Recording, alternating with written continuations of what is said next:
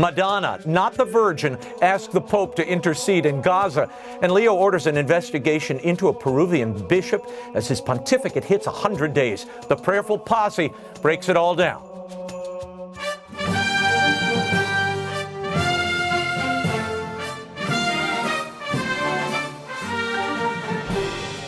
Welcome to this Arroyo Grande series, the Prayerful Posse. Let's convene the posse. Joining me now, the entire group is here. Father Gerald Murray, canon lawyer of the Archdiocese of New York, and back from Europe, Robert Royal, editor-in-chief of the CatholicThing.org. We missed you, Bob. I'm glad you're here.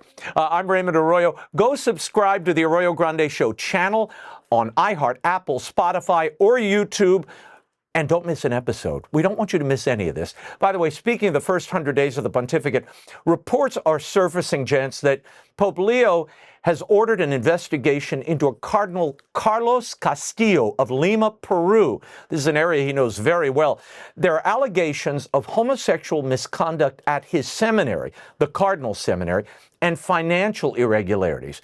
The investigation is being conducted by a group of Augustinian priests led by the Assistant General of the Augustinian Order for Latin America. Pope Leo knows Cardinal Castillo well from his time in Peru. And he stated previously that the 75-year-old would remain in his position until he was 80, but these allegations could change all of that. Father, what does this case tell you about Leo's approach to things? And what are the allegations that Cardinal Castillo employed a rector at his seminary who acted inappropriately toward seminarians? And when these seminarians came to the bishop, he dismissed them when they brought these allegations. Well, this is a very clear sign that Pope Leo is going to act in the best interest of the church, even when it comes to someone he knows very well, because, of course, he was a fellow bishop with him in Peru. Yeah, the cardinal in Lima is accused of tolerating a seminary rector who was basically a homosexual predator looking for seminarians.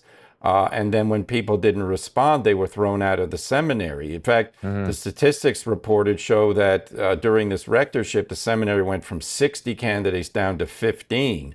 And then this rector was transferred and sent to Rome for further studies, which is sort of a cover-up because, you know, you're not admitting there was a problem here. The second issue concerns Caritas, which is a charitable organization. Right. And you may have seen that they went from 5 employees to 30. Yeah. With no appreciable increase in the amount of work being done, but certainly a huge increase in salary. So that always looks like patronage system and people putting friends and even relatives. We don't know that, but somehow you went from 5 to 30 people on your staff. Something's going on there that needs to be explained. Yeah, Bob, on August 12th, the Pillar reported on this financial situation in Caritas that Father was talking about. A former Caritas director had been fired after it was proven that a family member was selling Caritas donations, oxygen valves and other things online. This is also a focus of the investigation. Your thoughts? Yeah, well, I would just add that to me, it's heartening that we heard that the Pope expected that this Bishop Castillo would stay on until he was 80. And then apparently when he heard some news, unlike what we've seen with some cases in the past, we don't need to go into them yet again here, but apparently when he was told some things, he acted right away. And that in itself, I think, is an encouraging sign, because he probably has a certain amount of affection. Apparently he knew this bishop rather well. Right. And thought that he knew what kind of person he was. But when he got new information, he seems to have moved swiftly. He's appointed an Augustinian, a member of his own order, to go and look at these things. So, look, there are going to be human breakdowns in the church. We try to deal with them when they pop up. You can't stamp them out entirely, but when they do pop up, a real leader has got to move on it, even if it steps on some toes of people who maybe even formerly were very close friends. So, look, the overall message to me is, if they find out that these charges are just rumors, that's great. But to see a pope move swiftly, that's wonderful. Yeah. Quickly, Father, how would you handicap Pope Leo's pontificate at 100 days? As you're looking at what we've seen in the trajectory from the day he appeared to now? Well, I would say this, that he has given a very calming and reassuring and spiritual aspect to the pontificate, which is very welcome because the Pope, of course, represents Jesus Christ, who is the King of the universe. So the Church is proposing a message of peace and faith and religious seriousness. And I think the Pope has given all of that. His sermons have been very good. I've been very appreciative of some of the talks he gave to different groups.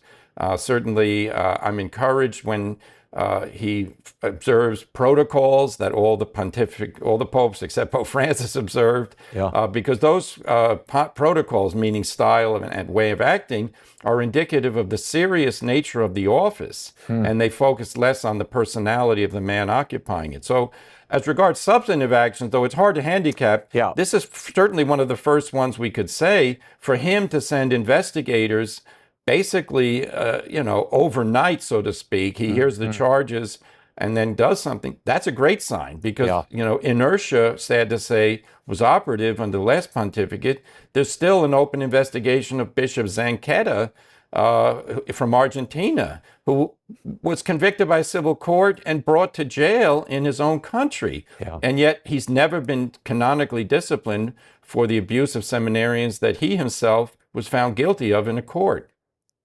Yeah, Bob, there is a huge discrepancy that we're seeing between the way these types of cases were handled. And look, the sex abuse scandal, the Church continues to live through this. There are financial settlements. I mean, in the United States, I read of 2 this week, where you're still seeing settlements being handed out. So this is an ongoing problem. Pope Francis did either look the other way or in some cases enabled this by protecting his friends who were bishops and charged, and priests similarly. Your thoughts on how that is changed, the departure under Pope Leo, and what do you make of the larger pontificate? Well, I agree with Father that it's a little bit hard at this moment to know substantively, although you have to appreciate the what looks like the sincere spirituality, the depth of what Leo is as a person. That I think has come across immediately. He isn't, looking for grand gestures. He isn't making jokes. He's brought back, I think, a certain kind of dignity to the office. Now, as far as the substance, I mean, this particular case is a good indication. We've seen some kind of ambivalent appointments of bishops that are a little disappointing. A lot of people would like him to be moving faster. That doesn't seem to be his nature. He's a kind of a thoughtful, slow-moving person. I think we're literally in what in Italy is called Ferragosto, which is the August vacation. Nobody is around, and if you go out on the streets, I mean, everything's closed and people are at the sea. You're either at the seaside or you're up in the mountains, and that's what the Italians do. But when we come back in September, just in a couple of weeks, I think that's when we're going to start to see the substance. There have been rumors that he's preparing an encyclical. What the subject of that encyclical is and how he treats it is going to tell us, I think, quite a bit about the first steps in his papacy. Yeah, no, I agree with everything you all have said. I think Leo is certainly tonally different from Francis. And there are signs of a quiet, very discreet repair system going on. If you look closely, he's quietly either appraising or adjusting things. And the fall and the new year will tell the tale. Watch the appointments and what he does on the Latin Mass, as we've said repeatedly here. Will he loosen those restrictions or canonize, if you will, Pope Francis's limitations on the traditional Latin Mass? Those elements will tell us where this pontificate, I think, is headed. I want to move on to a story emerging out of Spain. Vox, a right-leaning political party there, is accusing the Spanish Catholic bishops of being neutered by government grants and a lack of credibility in the wake of the sex abuse settlements. Here we are again. The fracas stems from a decision by the city council in Jumilla, which passed a motion on July 28th, which effectively bans Islamic festivities in the town, specifically the Feast of the Lamb, marking the end of Ramadan. On August 8th, the Bishops' Conference, the Spanish Catholic Bishops' Conference, released a statement condemning that decision, saying, imposing such restrictions for religious reasons constitutes discrimination that has no place in democratic societies, end quote. Father, Vox is accusing the bishops of failing to stand up against what it considers Islamic extremism in Spain by opposing these restrictions, and also they claim the Spanish Catholic bishops' position on immigration is somehow fueling this. What do you make of this story? Yeah, there are a lot of elements into the complaints that were being issued by the Vox Party. And Vox Party, by the way, would be the equivalent of a right-wing party in other countries. It's not certainly favorably looked upon by many people in the Spanish hierarchy. So there is a political angle to this that's, I don't want to say I can tell you the whole story on. I can certainly say what I read was that the city council was trying to prevent the use of public facilities for the Islamic festival. And that's a delicate question that you have to look at, because public facilities should be used either by all religions or by none, because you have to treat religions fairly. I agree with that.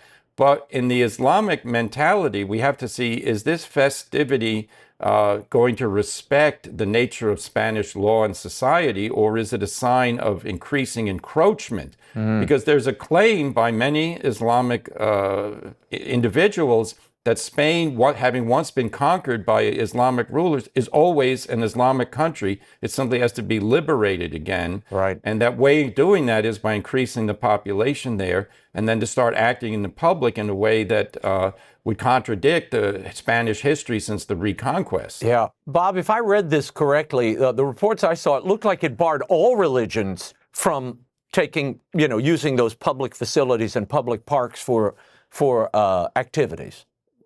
Yeah, I think that was one of the things that Vox was trying to do. And Father's quite right. I mean, there is this question of religious liberty in a democratic society. But on the other hand, I think we have to say, the movements like Vox, I just got back from Europe where we were talking with many different people about politics, religion, all that sort of thing. I think you have to look at the fact that not only was Spain conquered by the Muslims in the past, but the other side of it is from our Christian standpoint, the possibility of that happening again is something that raises hackles among certain people, and I think rightly so. And it's not as if Vox is like an extreme right-wing party, the way we always hear conservative parties being described as far right. And there's a kind of a populist sentiment building up in all of Europe. And Spain has been a particularly sore country because they still have not gotten over their own civil war back in the 1930s. The socialist governments, they have a socialist government right now, is trying to kind of roll back the deals that have been made to establish peace in Spanish society.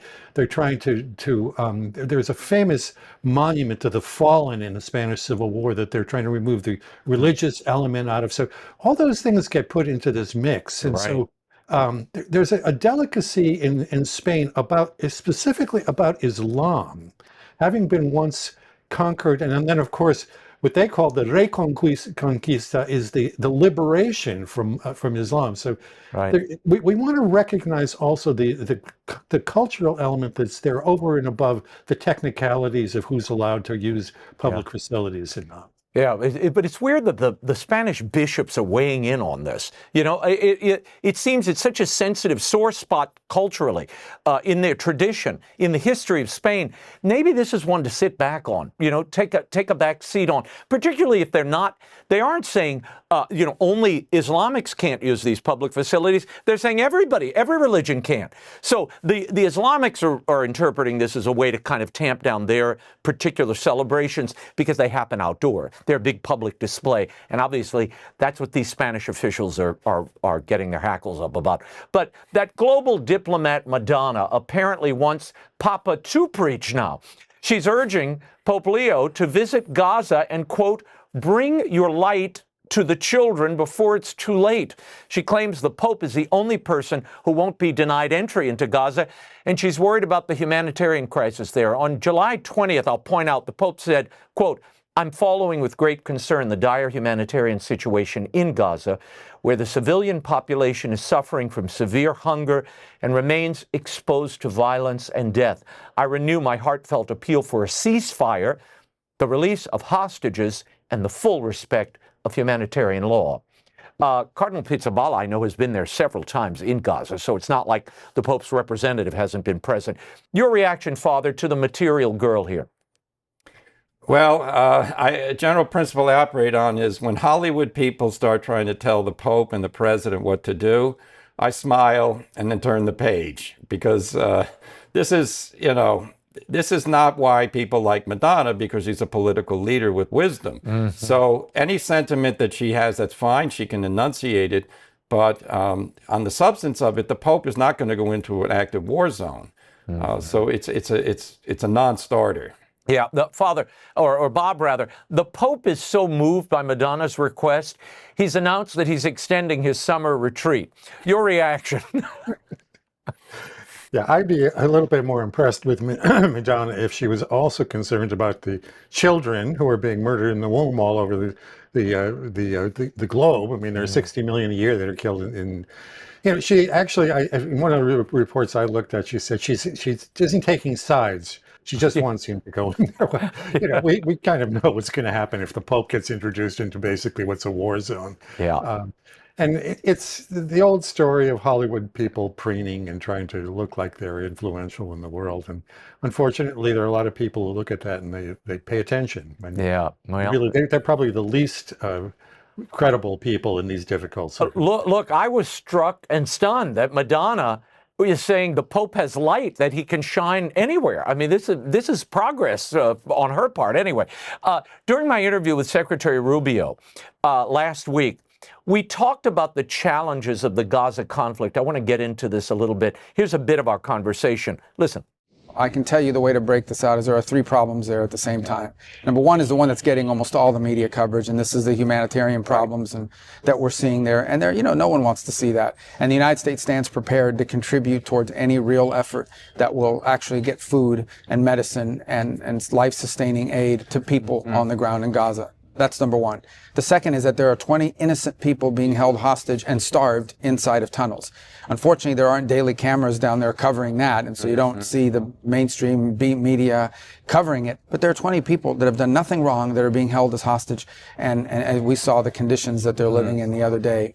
And the third is that as long as Hamas exists, particularly exists as an armed organization, there will never be peace in Gaza. Because that Hamas is not going to suddenly change and go into another line of work. Their line of work, their reason for existing is they want to destroy Israel. They want to drive every Jew out of the Middle East. That's their goal. And as long as a group like that has weapons and the ability to fight, they're a threat to peace. Bob, your reaction to the Secretary's appraisal of the situation? Well, I have to say, the longer he is in his office as Secretary of State, the more impressed I am actually with Marco Rubio. And there's a definite Catholic kind of overtone, I think, that what he's doing as well these days. But to me, he's exactly right. I mean, it's hard for any of us to sort out what is going on in the Middle East, how to solve the problem. But look, if you just were to roll the camera back and say that here in the United States, there was a Hamas-like regime in Mexico that was sending across terrorists. In some instances, they were allowing cartels to operate, but at least they were sending them across and attacking our people and taking them back and holding them hostage. We wouldn't stand for that in the United States. We would probably go in there and force a regime change. Now, by saying that, I'm not justifying everything that Israel has done. I think we want to look very carefully at that. But I think the only possible endgame here is whatever it takes to eliminate Hamas in Gaza. Gazans deserve a better government. They unfortunately have elected Hamas to run that place. And the result is just horror. So someone has got to take serious steps. It looks like Netanyahu is doing that right now. Yeah, Father, the church has long supported this two-state solution. Marco Rubio told me that would be a reward for Hamas, which is Netanyahu feels the same way. Does that work realistically, giving the Palestinians a state as long as Hamas is there? Well, it doesn't work right now because half of the Palestinian entity, the Gaza Strip, became the launch pad for an aggression against Israeli civilians and taking hostages and slitting throats and doing all the horrible things that were done on October the 7th. So, no, I agree with Bob. The Secretary has done a very good job in summarizing the situation.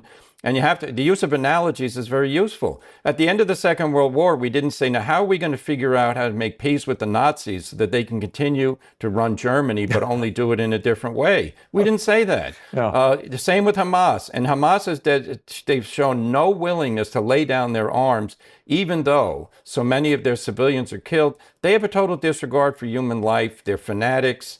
And they're the ones who are the cause of all of that's happening right now in Gaza because they started this war. Yeah, well, as the secretary mentioned to me, and I'd forgotten this, the day that France and Canada and I think the UK came out and announced their support for a Palestinian state, Hamas said, that's it, forget the ceasefire. It's in their interest to hold on to the guns and wait it out, wait for the Palestinian state to fall upon them. So this is a curious situation, and look, they're going to have to unravel it, and I hope Madonna can get in there soon. She can do a concert for them. You all have seen the stories of those who claim, and I'm going back a ways, but this is so important. We heard repeatedly during Pope Francis's reign, those who claim that Pope Benedict's resignation of the papacy, when he resigned, was invalid. Well, a previously unpublished letter written by Pope Benedict dismisses the notion that that resignation was somehow invalid. Italian journalist Riccardo Castillo reported on August 7th that this letter, originally written in 2013, will be published by the recipient, Monsignor Nicola Bux, who is a counselor at the Congregation for the Doctrine of Faith. And in the letter, Benedict states the following, quote, "To say that my resignation I would have left only the exercise of the ministry and not also the munus is contrary to clear dogmatic canonical doctrine. If some journalists speak of a creeping schism, they do not deserve any attention." Father, what do you make of this reported letter and its impending release many years after the passing of Benedict and now Francis? Do you think it tells us anything we didn't already know? It confirms what we already knew, which is that the Pope Benedict resigned the pontificate. He left the office of the successor of St. Peter.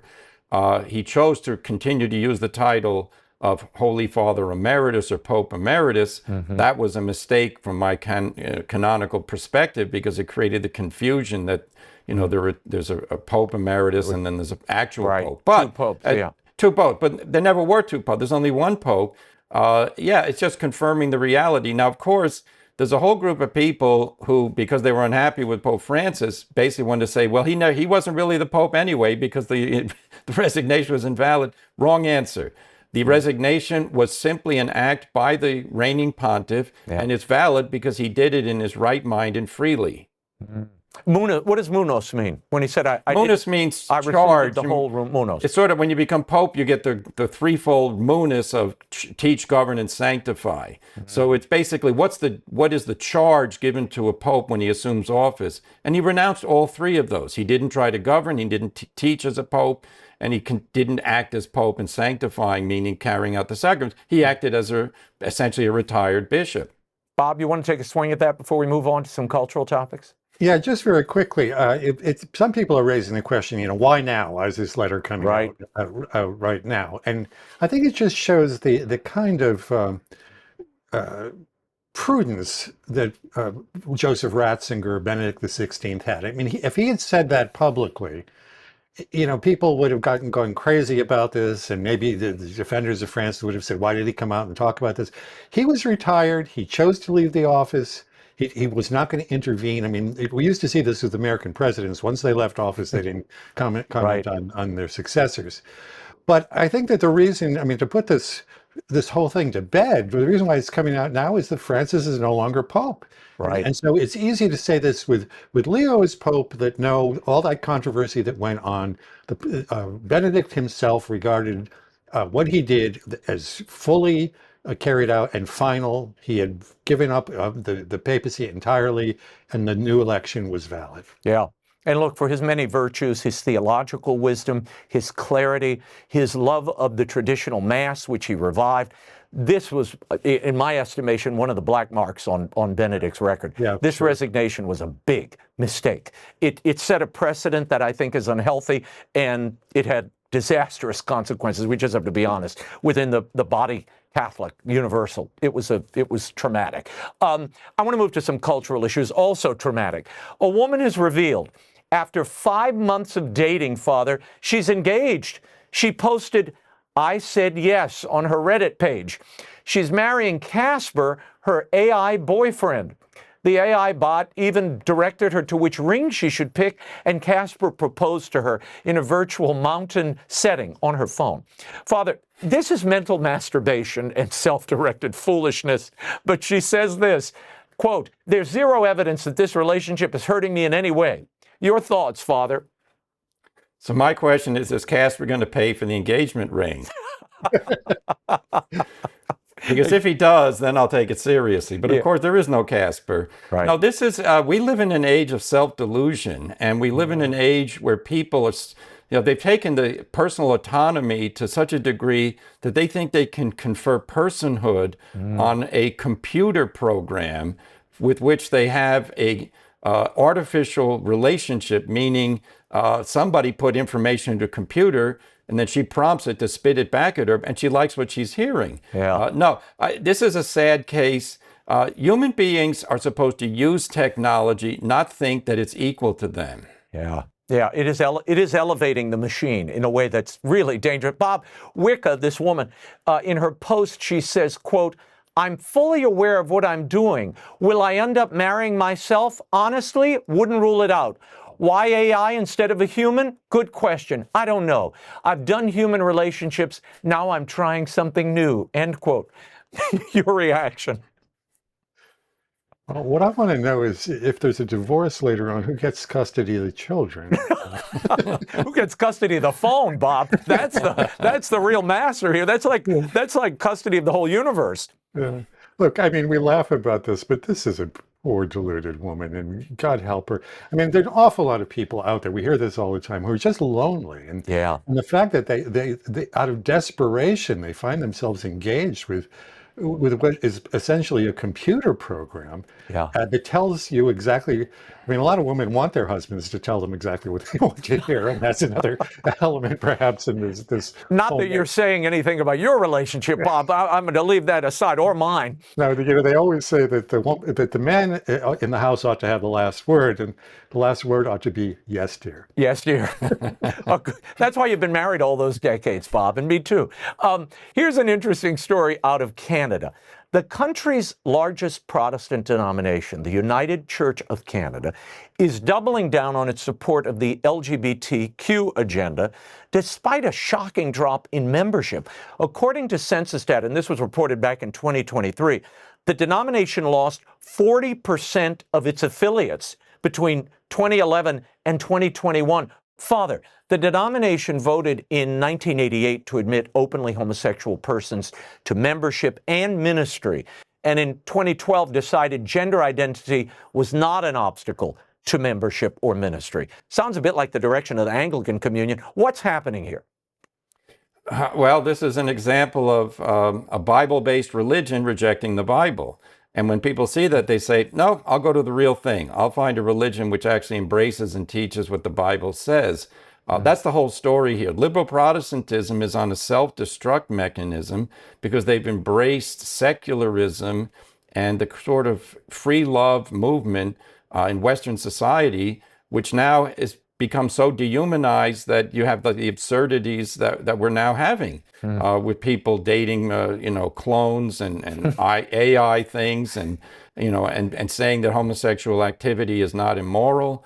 That's precisely what the Bible says. So it's a sad but expected outcome when people reject biblical truth. Well, and you, as Bob mentioned earlier, there's this loneliness and isolation out there, particularly post-COVID, Bob.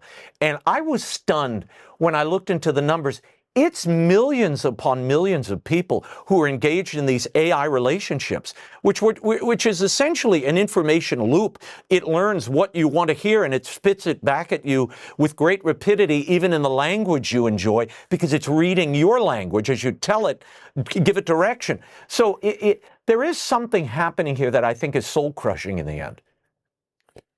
Yeah, I looked at those stories about what was happening in that church up in Canada. Yeah, in Canada. It seems like their desperation, and it is an interesting parallel with the AI thing. They're desperate. In their desperation, they want to tell people whatever they want to hear. And it simply doesn't work. When they talk about this particular case where they're defending their stance, they're saying, we want to welcome everybody and affirm them exactly the way they are. And, in the past, we've excluded people and whatnot, which I'm sorry to say has some resonances with the papacy that just passed. Yeah. Now, it's true that the faith is for everybody. So todos, todos, todos is okay if it's properly understood.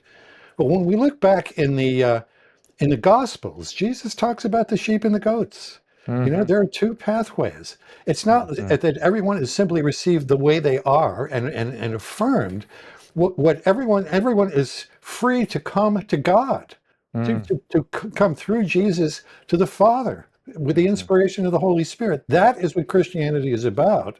And when it's practiced, people do come. And we do see, I have a feeling that unfortunately the National Church in Canada is headed for even worse days. And the more and more it tries to get with the culture, the worse the days are going to be. Yeah, well, the further it moves away, as Father said, from the gospel, from Christ, the further it's going to drift into secularism, and they can get that at the corner coffee shop or at a club. I mean, I don't know what, I love these, I read about a church. They're literally staging what looks like movie tribute pageants. It's like cosplay. And they do Pirates of the Caribbean night and Little Mermaid night. And everybody's, the pastor, the people, they're all dressed like these characters. Showtime, you can get anywhere. God is harder to find. And I think there's been a lot of confusion in these churches about what people are truly seeking and where society is now, what they really need. Okay, back here in the U.S., final story. The priest shortage is being addressed head on by the Bishop of Syracuse, New York. Amid shrinking vocations, Bishop Douglas Lucia will take on the leadership of 3 parishes in his diocese, in addition to being the diocesan bishop. Father, the shortage of homegrown vocations and active priests, I mean, it's certainly tragic, not what people want. What do you make of the bishop's solution here? Well, this is not unknown in small dioceses, where you have, some restricted number of priests. So the bishop is trying to provide, but on the other hand, I don't think he's physically capable of carrying on the pastorate in 3 different churches while remaining diocesan bishop. Now, he does have an assistant priest, and that priest can help him. But, I was looking at the schedule of the different masses, and my one question is, in this town that he's going to be in, Baldwinsville, there are 3 different Catholic churches. Well, why don't you close 2 of them and just have Mass at one? And then you can have that assistant priest, and you can maybe come on Sunday, but the assistant priest could be the magnet where everybody comes to see him. So, but I don't want to second guess him because he knows the situation much better than me. But, the longer perspective here is, when you had X number of Catholics and X number of churches, we're now down to X minus 50 to 70% of practicing Catholics at the time when those parishes were built.